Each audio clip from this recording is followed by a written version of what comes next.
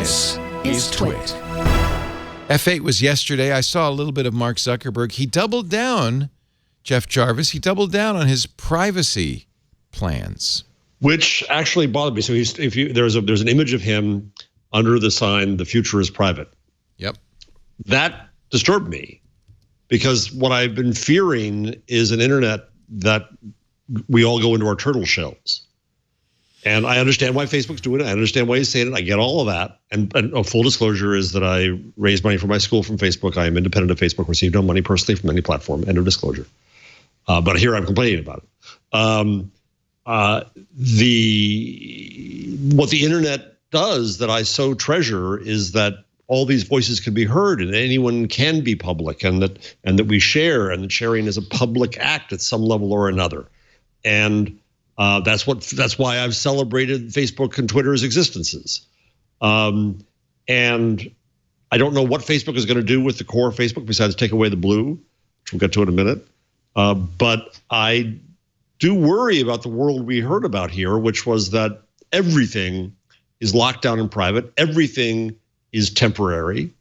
That we lose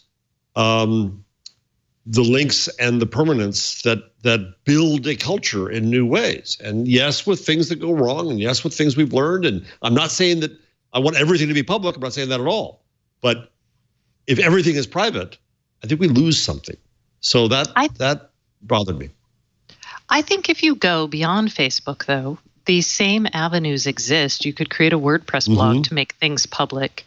And it's Facebook, if you think of it, a better analogy may be like the conversations you have with people on the street that you meet. So imagine the public square and you're talking to them. Having those be more ephemeral and private makes sense. And you can even develop your opinions there and test them out against people without them penalizing you. And then you can go and write a blog post and post it on Medium. Like, I still feel like there are plenty of avenues that are still accessible to lots of people that give you, because Facebook was trying to be both things. And what it discovered is it couldn't be both things, because no one tries out their public opinions unless they're a teenager in front of everyone, right? That's not a sophisticated way to develop things. Or you. Let me play go ahead. And I think this is actually a really good move because it makes it safe for people to explore, and it also helps protect young people from being penalized for things they said or did, and even older people that they said and did when they were, younger and stupid. I mean, that's a good thing. And there's still those avenues. Yeah, I don't disagree with that, Stacey. I just think that we haven't yet fully explored. So, I mean, and yes, I think you need those spaces, and maybe Facebook was the wrong one, but let's just say that Twitter did what Jack has been talking about and goes to subjects, not people.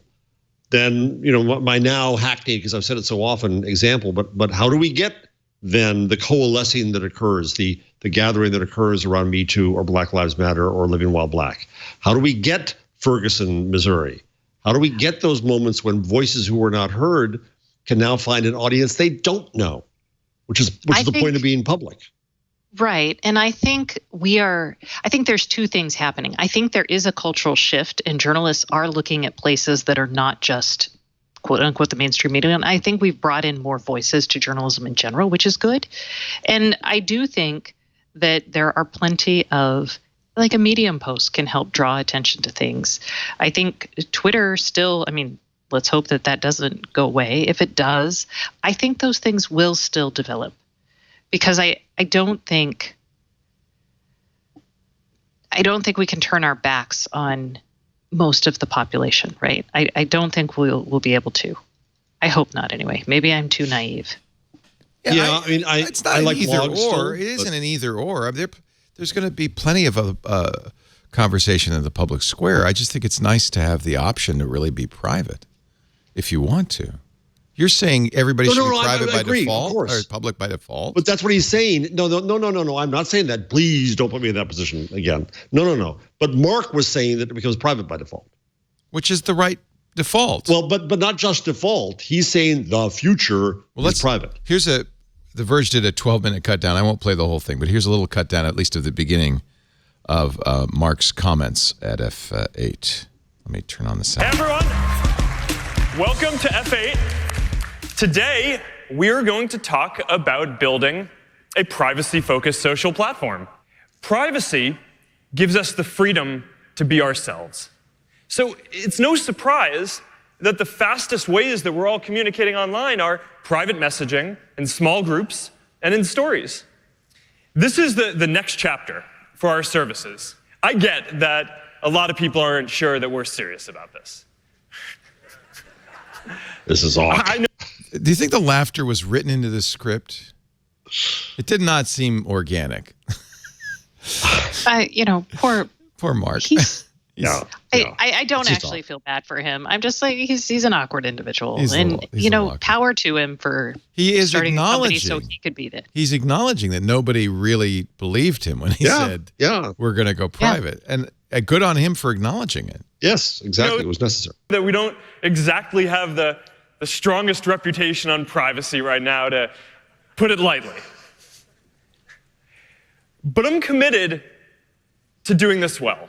And this vision is based on 6 principles.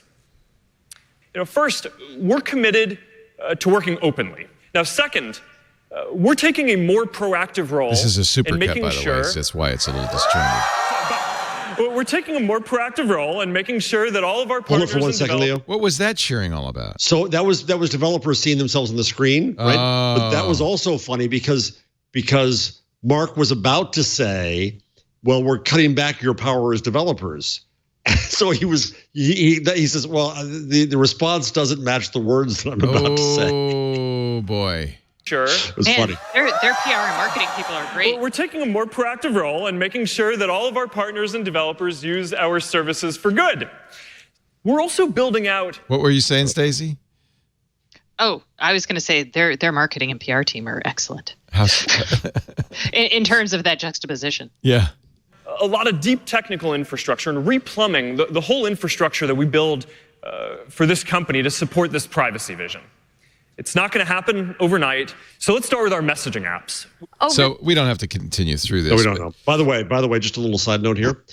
There's back screen color, does that thing where the screen color changes. Yeah. There's about 20 seconds where he's in front of a green screen. Oh, so if you want to have fun. Get ready, memesters. Yeah, exactly.